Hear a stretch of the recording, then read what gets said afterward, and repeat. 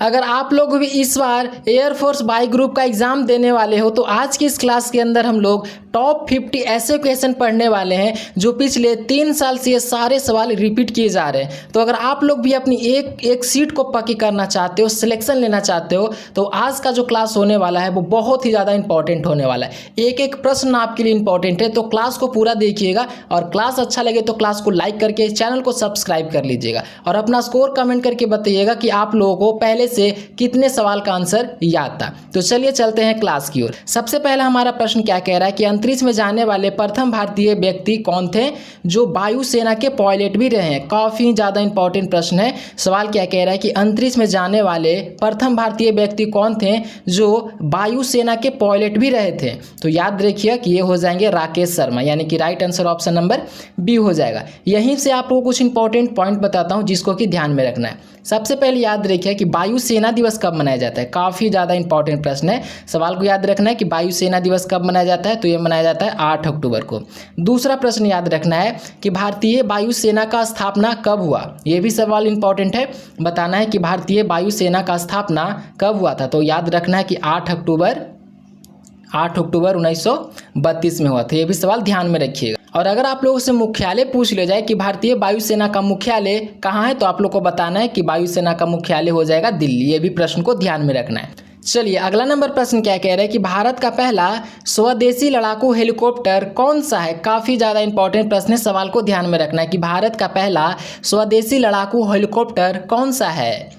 तो आपको याद रखना है कि ये हो जाएगा प्रचंड, यानी कि राइट आंसर हो जाएगा इसका ऑप्शन नंबर ए। सवाल याद रखिएगा कि भारतीय वायुसेना में लड़ाकू हेलीकॉप्टर कब शामिल किया गया था। ये भी सवाल पूछ सकता है कि भारतीय वायुसेना में ये जो लड़ाकू हेलीकॉप्टर है वो कब शामिल किया गया था। तो आप लोग को याद रखना है कि कब शामिल किया गया था। 3 अक्टूबर 2022 को ये शामिल किया गया था। इसको भी ध्यान में रखिएगा। चलिए अगला नंबर प्रश्न है यदि 10 पुरुष किसी काम को 6 दिन में कर सकते हैं तो उसी काम को 15 पुरुष कितने दिन में करेंगे। देखो अगर आपको सिलेक्शन लेना है तो आप लोग को सभी सब्जेक्ट पे फोकस करना होगा, तभी आप सिलेक्शन ले पाओगे। चलिए तो इसका जो राइट आंसर हो जाएगा ऑप्शन नंबर ए हो जाएगा 4 दिन। अब देखो इसको कैसे सॉल्व करना है। सबसे पहले इस ऐसे सॉल्व कीजिएगा। कितना व्यक्ति बोल रहा है, यदि 10 पुरुष, तो ऐसे करना है 10 × 6 बटा 15 × D2। इसको सॉल्व कीजिएगा तो इसको सॉल्व करके आ जाएगा 4 दिन। आप लोग इसको सॉल्व कर लीजिएगा, काफ़ी इंपॉर्टेंट प्रश्न है। चलिए अगला नंबर प्रश्न है 60 किलोमीटर प्रति घंटा से चल रही एक कार 3 घंटे में कितनी दूरी तय करेगी। सवाल क्या कह रहा है कि 60 किलोमीटर प्रति घंटा के कार से कोई कार चल रही है, वही सवाल पूछ रहा है कि 3 घंटे में कितनी दूरी तय करेगी। तो देखिए इसको कैसे निकालना है। सबसे पहले इसको निकालने के लिए आपको दूरी बराबर सूत्र पता होना चाहिए।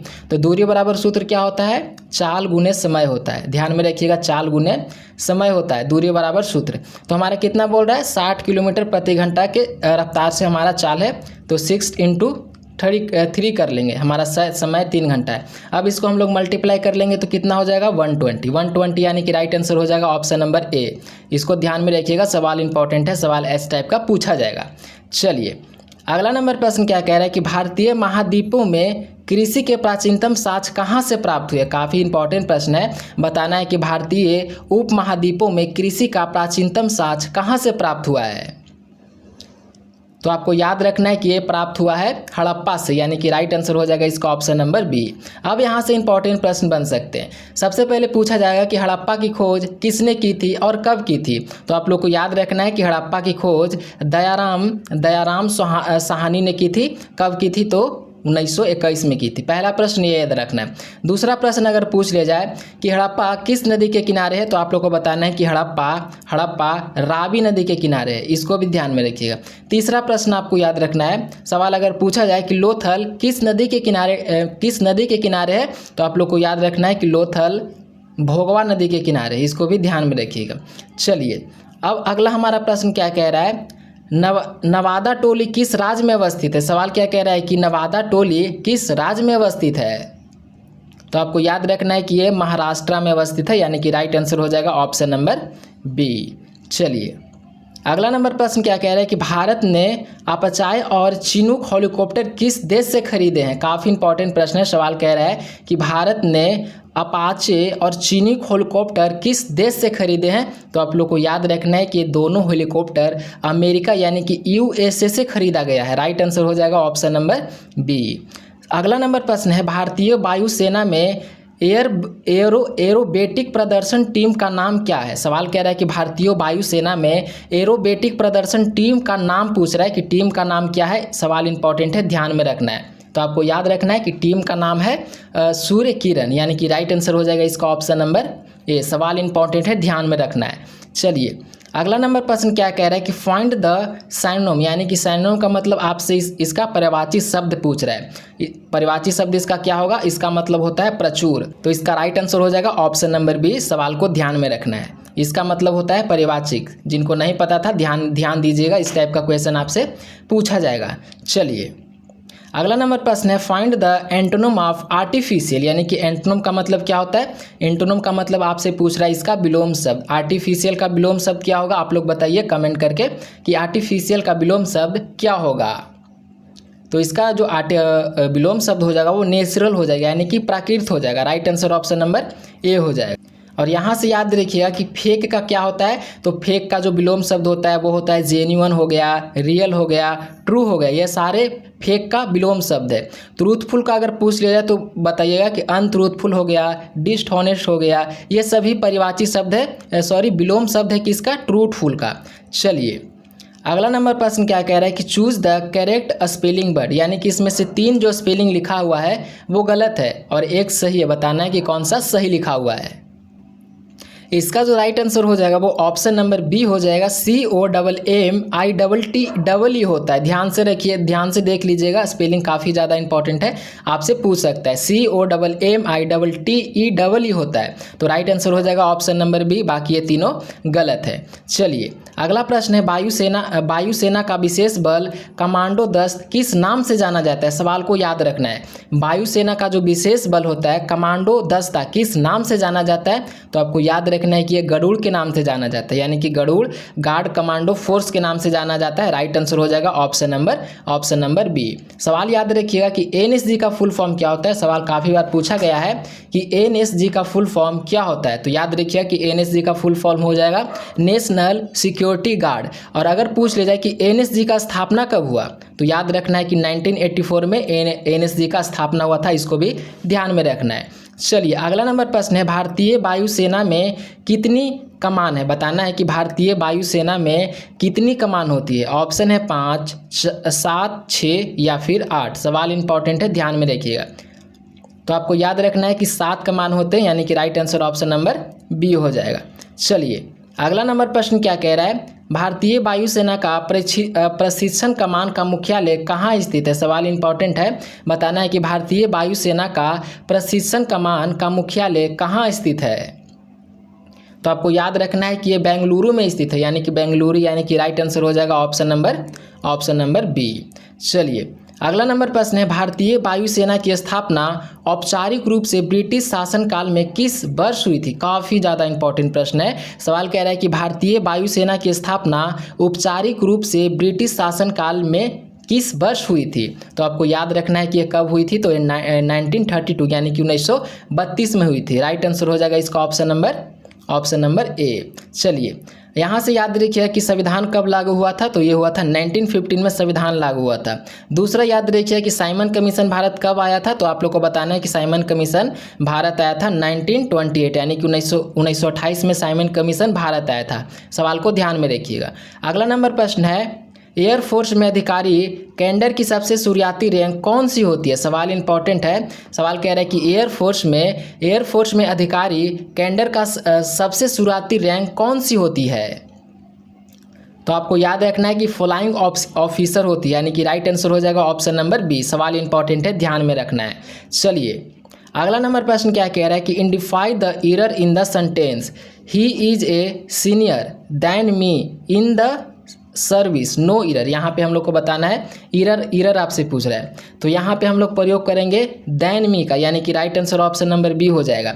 सिंसियर के साथ हम लोग देन का प्रयोग नहीं करते, हम लोग टू का प्रयोग करेंगे। Right answer option number B हो जाएगा। चलिए अगला नंबर प्रश्न क्या कह रहा है कि select the correct one word substitution, a person who can not read or write. तो यहाँ पे ये हो जाएगा right answer, option number B हो जाएगा राइट ऑप्शन नंबर बी हो जाएगा। चलिए 90 नंबर प्रश्न क्या कह रहा है कि 1200 पर वार्षिक साधारण ब्याज की दर 3 वर्ष का ब्याज क्या होगा। देखिए इसको ही सॉल्व करना काफ़ी इजी है और इम्पॉर्टेंट सवाल है। देखिए इसको कैसे सॉल्व करना है। सबसे पहले आप लोग को यहाँ पे ये प्रॉफिट इनटू, ऐसे आपको ये वाला सूत्र आप लोग को लगाना होगा और बटे में 100 करना है। देखिए सबसे पहले हमारा कितना है 1200 इंटू कितना है 5 हो जाएगा। देखिए इसको यहाँ पे सॉल्व करता हूँ, 1200 इंटू 5 इंटू 3/100। अब इसको सॉल्व कर लीजिएगा, आपका आंसर आ जाएगा। काफ़ी सिंपल प्रश्न है, तो इसको आप लोग सॉल्व कीजिएगा तो right answer option number A हो जाएगा। चलिए अगला नंबर प्रश्न क्या कह रहा है कि श्रृंखला को पूरा करें। ये तो सिंपल प्रश्न है, आप लोग इसको सॉल्व कीजिए। श्रृंखला को पूरा करने के लिए बोल रहा है, तो यहाँ पे आप लोग खुद देखिए, सब में यहाँ पे 2 से मल्टीप्लाई किया जा रहा है। देखिए 5 इंटू 2 करेंगे तो कितना होगा 5 कितना हो जाएगा 10 इंटू 2 करेंगे तो कितना हो जाएगा 20 इंटू 2 करेंगे तो कितना हो जाएगा 40। इसी तरीके से 80 इंटू 2 करेंगे तो क्या हो जाएगा 160, यानी कि 160 हो जाएगा। 160 है ऑप्शन नंबर बी में, तो राइट आंसर हो जाएगा ऑप्शन नंबर बी। सवाल इस तरीके का पूछा जाएगा, ध्यान में रखिएगा। चलिए 21 नंबर प्रश्न क्या कह रहा है कि यदि आप उत्तर दिशा की ओर मुंह करके खड़ा है, फिर 180 डिग्री दक्षिण दिशा में घड़ी की दिशा में घूम जाते हैं, तो आपका मुंह किस दिशा में होगा। इस तरीके का सवाल आपसे एग्जाम में पूछा जाएगा। सवाल कह रहा है कि यदि आप उत्तर दिशा की मुंह करके खड़े हैं और फिर 180 डिग्री दक्षिण दिशा में घड़ी की दिशा में घूम जाते हैं, तो आपका मुंह किस दिशा में हो जाएगा। तो ये हो जाएगा दक्षिण के दिशा में, यानी कि राइट आंसर हो जाएगा ऑप्शन नंबर बी हो जाएगा। चलिए अगला नंबर प्रश्न क्या कह रहा है, भांगड़ा किस राज्य का प्रसिद्ध लोक नृत्य है। सवाल को याद रखिएगा, काफ़ी ज़्यादा इंपॉर्टेंट है। सवाल कह रहा है कि भांगड़ा किस राज्य का प्रसिद्ध लोक नृत्य है। ऑप्शन है राजस्थान, पंजाब, हरियाणा या फिर गुजरात। तो आपको याद रखना है कि भांगड़ा है जो कि पंजाब का लोक नृत्य है, तो right answer option number B हो जाएगा। यहाँ से सवाल याद रखिएगा कि राजस्थान का लोक नृत्य क्या है, तो आप लोग को बताना है कि राजस्थान का लोक नृत्य हो जाएगा घूमर हो गया, कालबेलिया हो गया, कच्ची घोड़ी हो गया, ये सब राजस्थान का लोक नृत्य है। यहीं पे याद रखिएगा कि हरियाणा का लोक नृत्य क्या है, ये भी सवाल पूछा जाता है कि हरियाणा का लोक नृत्य क्या है। तो ये हो गया फाग हो गया या फिर धमाल हो गया, ये सारा है जो कि हरियाणा का है। फिर हो गया, फिर सांग हो गया, ये सब कहाँ है, हरियाणा का लोक नृत्य है। गुजरात का भी देख लीजिए, ये भी पूछा जाता है। गुजरात का हो जाएगा गरबा हो गया और एक हो गया डांडिया, ये दोनों गुजरात का लोक नृत्य है, ध्यान में रखिएगा। चलिए 23 नंबर प्रश्न है, गौतम बुद्ध के समय प्रसिद्ध वैद्य जीवक किनके दरबार से संबंधित है। सवाल समझिए क्या कह रहा है, गौतम बुद्ध के समय प्रसिद्ध वैद्य जीवक किसके दरबार से संबंधित है। सवाल इंपॉर्टेंट है, तो आप लोग को याद रखना है कि ये बिम्बिसार से संबंधित है, यानी कि राइट आंसर हो जाएगा इसका ऑप्शन नंबर ए। चलिए अगला नंबर प्रश्न क्या कह रहा है, जलियांवाला बाग हत्याकांड किस वर्ष हुआ था। मोस्ट इंपॉर्टेंट प्रश्न है। सवाल कह रहा है कि जलियांवाला बाग हत्याकांड किस वर्ष हुआ था। तो आप लोग को याद रखना है कि ये हुआ था 1919 में। पूरा डेट होगा 13 अप्रैल 1919 में ये कांड हुआ था। कहाँ हुआ था, तो याद रखना है कि अमृतसर पंजाब में ये हुआ था, इसको भी ध्यान में रखिएगा। चलिए अगला नंबर प्रश्न है, मानव शरीर में लाल रक्त कणिकाओं आरबीसी का निर्माण कहाँ होता है। सवाल इंपॉर्टेंट है। सबसे पहले याद रखिए कि आरबीसी का जो जीवन काल होता है वो कितना दिनों का होता है, तो ये होता है 120 दिनों का आरबीसी का जीवन काल होता है। हमारा सवाल क्या कह रहा है कि मानव शरीर में लाल रक्त कणिकाओं आरबीसी का निर्माण कहाँ करता है, यानी कि सवाल कह रहा है कि आरबीसी का निर्माण कहाँ होता है। तो आप लोग को याद रखना है कि निर्माण होता है अस्थि मज्जा में, यानी कि राइट आंसर हो जाएगा ऑप्शन नंबर बी।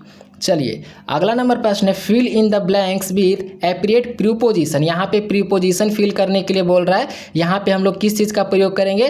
क्वेश्चन है ही डाइड कोलेरा, यहाँ पे बताना है कि बीत का प्रयोग करेंगे, फॉर्म का प्रयोग करेंगे, ऑफ का या फिर बाय का। तो यहाँ पे हम लोग प्रयोग करेंगे ऑफ का, यानी कि right answer option number C हो जाएगा। यहाँ से देखिए, अगर किसी भी बीमारी या फिर मृत्यु होने पर हम लोग ऑफ का ही प्रयोग करते हैं, ध्यान में रखिएगा। अगर कोई बीमारी हो गया, ये सब में हम लोग ऑफ का ही प्रयोग करते हैं, तो राइट आंसर हो जाएगा ऑप्शन नंबर सी। चलिए 27 नंबर प्रश्न क्या कह रहा है, fill in the blanks with the correct article. यहाँ पे आप लोग को आर्टिकल फिल करने के लिए बोल रहा है। हमारा क्वेश्चन क्या कह रहा है कि Sita is most intelligent girl in the class. तो यहाँ पे हम लोग किस चीज़ को फिल करेंगे, तो यहाँ पे हम लोग यहाँ पे प्रयोग करेंगे द का प्रयोग करेंगे। Sita is the most intelligent girl in the class, याद रखिएगा। Right answer option number C हो जाएगा। चलिए अगला नंबर प्रश्न क्या कह रहा है कि select the correct meaning of idiom to spill the beans. यहाँ पे आप लोग को करेक्ट मीनिंग सेलेक्ट करने के लिए बोल रहा है। तो यहाँ पे हम लोग टू रिवील ए सीक्रेट इसका राइट आंसर हो जाएगा ऑप्शन नंबर बी। चलिए अगला नंबर प्रश्न क्या कह रहा है कि हीमोफीलिया एक अनुवांशिक विकार है जो उत्पन्न करता है। सवाल क्या कह रहा है कि हीमोफीलिया एक अनुवांशिक विकार है जो उत्पन्न करता है। क्या उत्पन्न करता है आप लोग को बताना है। तो ये हो जाएगा right answer option number B हो जाएगा, रक्त का स्कंदन ना होना। Right answer option number D हो जाएगा। चलिए 30 नंबर प्रश्न क्या कह रहा है कि select the correct meaning of item burn the midnight oil. तो यहाँ पे हम लोग को सेलेक्ट करेक्ट मीनिंग सेलेक्ट करने के बोल रहा है। तो यहाँ पे हम लोग प्रयोग करेंगे वर्क और study late night into night, यानी कि right answer option number A हो जाएगा। चलिए 31 नंबर प्रश्न क्या कह रहा है कि यदि ए बी की वर्तमान आयु का अनुपात 3:4 है और उनकी आयु का एक 35 बरस है तो बी की आयु क्या होगा। सवाल समझिए क्या कह रहा है कि यदि ए और बी की वर्तमान आयु का अनुपात इतना है और उनकी आयु का योग इतना है तो बी की आयु होगा। तो यहाँ पे आप लोग को याद रखिएगा कि इसको देखिए कैसे सॉल्व कीजिएगा। सॉल्व करने के लिए बताता हूँ, क्योंकि इस तरीके का सवाल आपसे एग्जाम में पूछा जाएगा तो आप लोग को सॉल्व करना आना पड़ेगा। देखिए इसको आप लोग कैसे सॉल्व कीजिएगा, 4 × 7 और फिर इसको ऐसे कीजिएगा। तो इसको आप लोग सॉल्व कीजिएगा तो राइट आंसर आ जाएगा 20 वर्ष, यानी कि राइट आंसर हो जाएगा ऑप्शन नंबर बी। चलिए अगला नंबर प्रश्न क्या कह रहा है, स्क्वायर, इतना का स्क्वायर और इतना का स्क्वायर निकालना है। तो ये तो सिंपल प्रश्न है, आप लोग इसका उत्तर कमेंट बॉक्स में बताइए। तो कितना 144 का हमारा स्क्वायर रूट हो जाएगा 12 और 169 का हो जाएगा 13। इसको हम लोग ऐड करेंगे तो कितना हो जाएगा 25 ऑप्शन नंबर ए में है।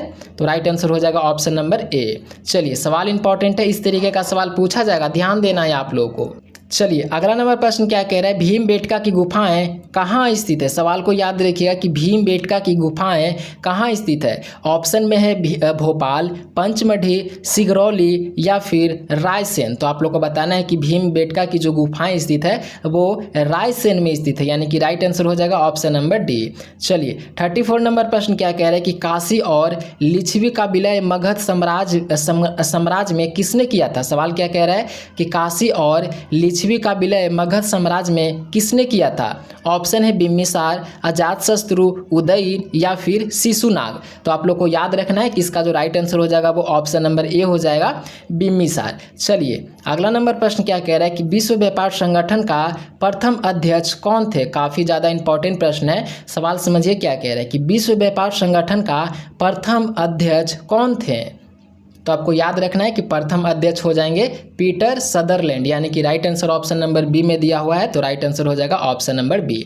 एक सवाल बहुत ज़्यादा पूछा जाता है कि विश्व व्यापार संगठन का मुख्यालय कहाँ है। तो आप लोग को बताना है कि विश्व व्यापार संगठन का मुख्यालय जेनेवा स्विट्जरलैंड में है, याद रखिएगा, सवाल इंपॉर्टेंट है। चलिए 36 नंबर प्रश्न है, ए बी का भाई है, सी ए की माता है तो डी सी का पिता है, तो बी का डी से क्या संबंध होगा। तो बताना है, सवाल कह रहा है कि ए बी का भाई है, सी ए की माता है, डी सी का पिता है, तो बी का डी से क्या संबंध होगा। तो ये संबंध हो जाएगा ऑप्शन नंबर ए, पोता नाती या फिर पोता नातिन हो जाएगा। Right answer option number A हो जाए। चलिए 37 नंबर प्रश्न क्या कह रहा है कि भारत छोड़ो का नारा किसने दिया था। काफ़ी ज़्यादा इंपॉर्टेंट प्रश्न है और काफ़ी प्रसिद्ध भी नारा है कि भारत छोड़ो का नारा किसने दिया था। तो इसका उत्तर आप लोग कमेंट बॉक्स में बताइए। काफ़ी सिंपल प्रश्न है कि भारत छोड़ो का नारा किसने दिया था। और एक सवाल और पूछा जाता है काफ़ी ज़्यादा कि आराम हराम है, ये नारा किसने दिया था। तो ये नारा दिए थे जवाहरलाल नेहरू ने। कौन सा नारा, आराम हराम है। चलिए बाकी इसका उत्तर आप लोग कमेंट बॉक्स में बताइए कि भारत छोड़ो का नारा किसने दिया था। चलिए 38 नंबर प्रश्न है, राष्ट्रीय विकास परिषद का गठन किस तिथि में हुआ था। सवाल कह रहा है कि राष्ट्रीय विकास परिषद का गठन जिस तिथि को हुआ था, तो आप लोग को बताना है कि किस तिथि में हुआ था। तो ये जो गठन हुआ था वो हुआ कब हुआ था, तो ऑप्शन नंबर इसको सी राइट मारना है। 6 अगस्त 1952 में हुआ था। राइट आंसर हो जाएगा ऑप्शन नंबर सी। चलिए 39 नंबर प्रश्न है, यदि कूट भाषा में CAT को 24 और DOG को 26 लिखा जाता है तो PIG को क्या लिखा जाएगा। इस टाइप का भी सवाल आपसे पूछा जाएगा। सवाल कह रहा है कि यदि कूट भाषा में CAT को 24 और DOG को 26 लिखा जाता है तो PIG को क्या लिखा जाएगा। तो आपको याद रखना है कि ये लिखा जाएगा 24। राइट आंसर हो जाएगा ऑप्शन नंबर ए। चलिए 40 नंबर प्रश्न क्या कह रहा है, लड़कों की एक कतार में अमित बाईं से 12वें और दाईं से 18वें स्थान पे, तो कतार में कुल कितने लड़के हैं। सवाल क्या कह रहा है कि लड़के की कतार में अमित बाएं से 12वें और दाएं से 18वें स्थान पे, तो कतार में कुल कितने लड़के हैं। तो कतार में लड़कों की संख्या हो जाएगी, देखिए इसको कैसे सॉल्व कीजिएगा क्योंकि इस टाइप का सवाल आपसे पूछा जाएगा।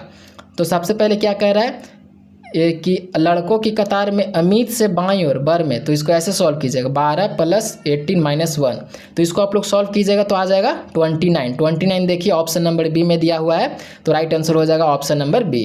चलिए 41 नंबर प्रश्न क्या कह रहा है, नेशनल फ्लेमिंग कमेटी का गठन किसने किया था। सवाल को याद कर लीजिए कि नेशनल प्लानिंग कमेटी का गठन किसने किया था। तो आपको याद रखना है कि इस कमेटी का जो गठन किए थे वो सुभाष चंद्र बोस ने किए थे, यानी कि राइट आंसर हो जाएगा ऑप्शन नंबर सी।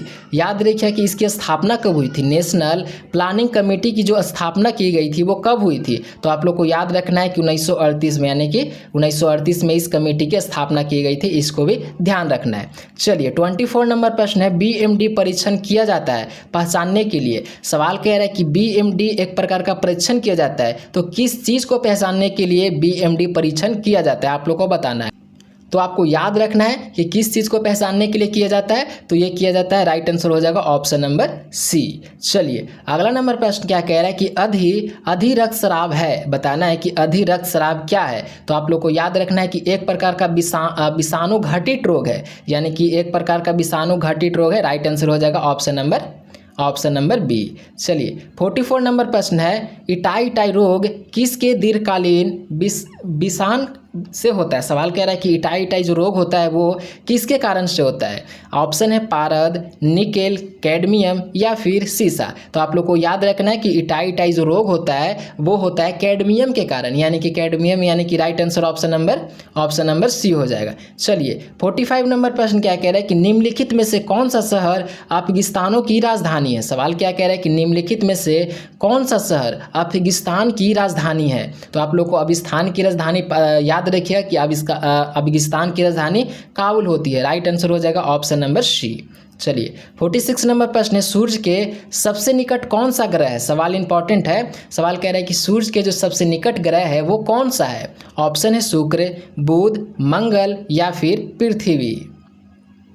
तो आपको याद रखना है कि सूर्य के जो सबसे निकट ग्रह है वो बुध हो जाएगा, यानी कि right answer option number B हो जाएगा। सवाल एक ऐसे भी पूछता है कि सौर मंडल का सबसे ठंडा ग्रह कौन सा है। काफ़ी बार पूछा गया एग्जाम में कि सौर मंडल का सबसे ठंडा ग्रह कौन सा है। तो आप लोग को याद रखना है कि सौर मंडल का सबसे ठंडा ग्रह हो जाएगा यूरेनस हो जाएगा सौर मंडल का सबसे ठंडा ग्रह।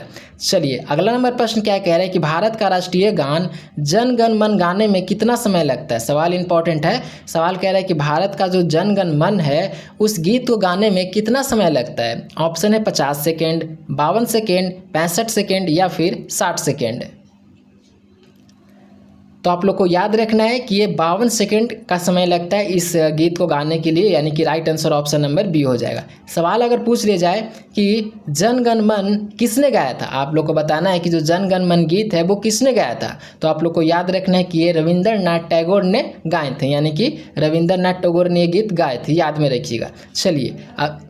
चलिए तो हम लोगों ने आज के सारे क्वेश्चन को देख लिए हैं। तो आप लोग स्कोर कमेंट कीजिए कि आप लोगों को कितने प्रश्न का आंसर पहले से याद था। आप लोग कमेंट करके मुझे बताइए कि आंसर आप लोगों को कितने का याद था। और अभी तक आप लोगों ने क्लास को लाइक नहीं किया है तो प्लीज़ क्लास को लाइक कर दीजिए। चैनल को सब्सक्राइब नहीं किया है तो चैनल को सब्सक्राइब करके